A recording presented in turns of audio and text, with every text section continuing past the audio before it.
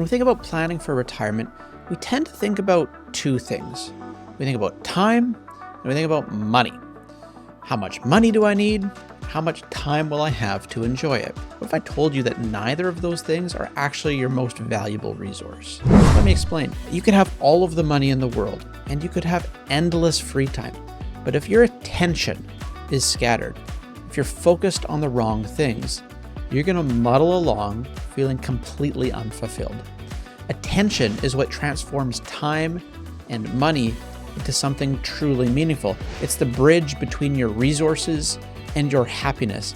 And in today's world, where everything is designed to steal your focus, to rob you from that, learning to protect and direct your attention is absolutely the key to finding a truly fulfilling retirement. So in this video, I want to take just a quick minute to unpack why I think we, as planners, often focus our own attention on the wrong thing, how it becomes even more critical in retirement, and what you can do to make sure that your attention is spent where it truly counts. I'm a money guy talking about the mind game of retirement today. Let's dive in.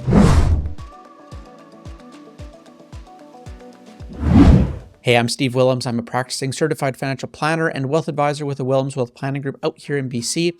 We started this channel to help you plan for your own retirement, helping you think about how to plan and arrange your investments, your income streams, ideally pay less tax along the way. But when we think about life's resources, we tend to focus on money first, right? And for good, understandable reasons. During your working years, money feels like it's the biggest challenge, right? In your 20s, you're plugging through university, right? Like maybe you're working 2 or 3 jobs. In your 30s, you're setting kind of the foundation for your professional life, right? Your first mortgage, car loans, your dollars are pulled in like 20 different directions. But if you just keep chugging along, you spend decades building your career, right? Saving for retirement, money, trying to ensure that you've got enough to meet your needs and your goals, right? It's the resource that you're constantly chasing. Maybe that's where you are now. But as you approach retirement, it seems something shifts. You start to realize that time is actually more precious. Often this happens, say, in your early 50s, if it didn't already happen in kind of your formal midlife crisis moment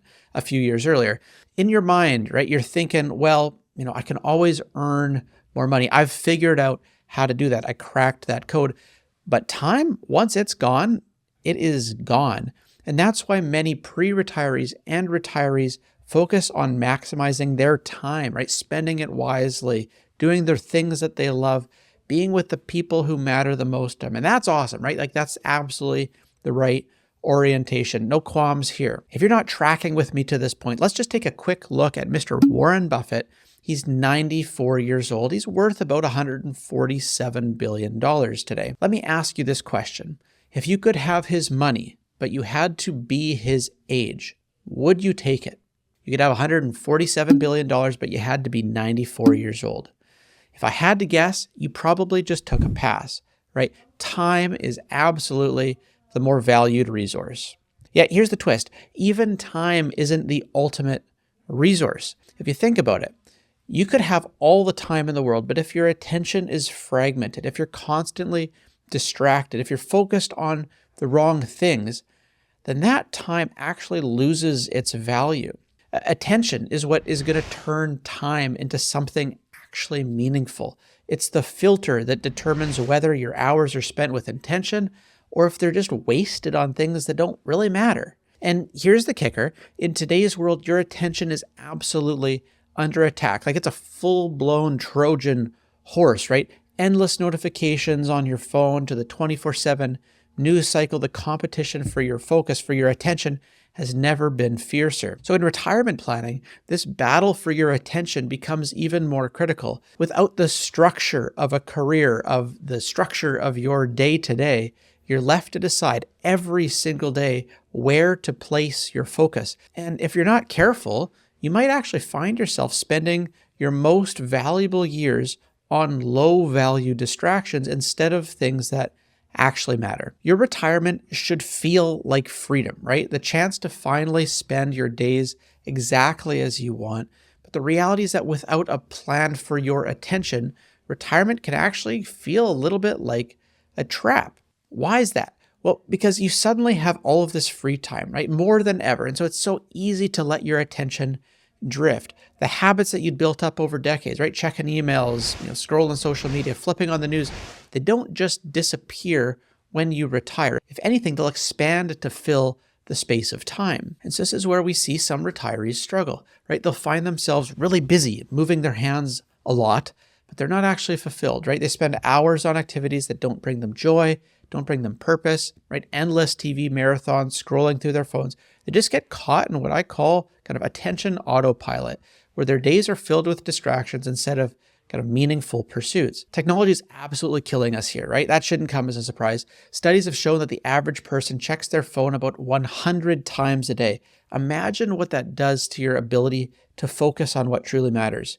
Most financial planners won't touch this issue, right? As certified financial planners, we spend so much time focusing and helping people prepare by focusing on the money side of this challenge, right? Like calculating how much you'll need, setting up income streams, right? Like optimizing taxes and other things that we often skirt around or maybe outright fail to acknowledge this attention deficit that many people face. But here's the thing, no matter how much money you have or how carefully you've planned your retirement's finances, if your attention is scattered, you're just going to struggle to find fulfillment. And just like we prepare for retirement by building a plan, right? Like optimizing a portfolio, all of that, this area arguably also deserves just as much focus. So if attention is your most valuable resource in retirement, how do you actually protect it? How do you make sure that it's working for you, not against you? Here are 5 specific practical steps that you can take. Well, first, we're all familiar with kind of budgeting money, but what about your attention? Start by asking yourself, what are the top 3 things I want to focus on in retirement? Maybe it's your health. Maybe it's spending time with family, maybe exploring a new hobby, scratching a curiosity that you've always had. Write these things down. Treat them like line items on a budget, right? The clearer you are about what matters, the easier it is going to be for you to direct your attention and the dollars that are needed to support it right there. So be uncomfortably specific, right?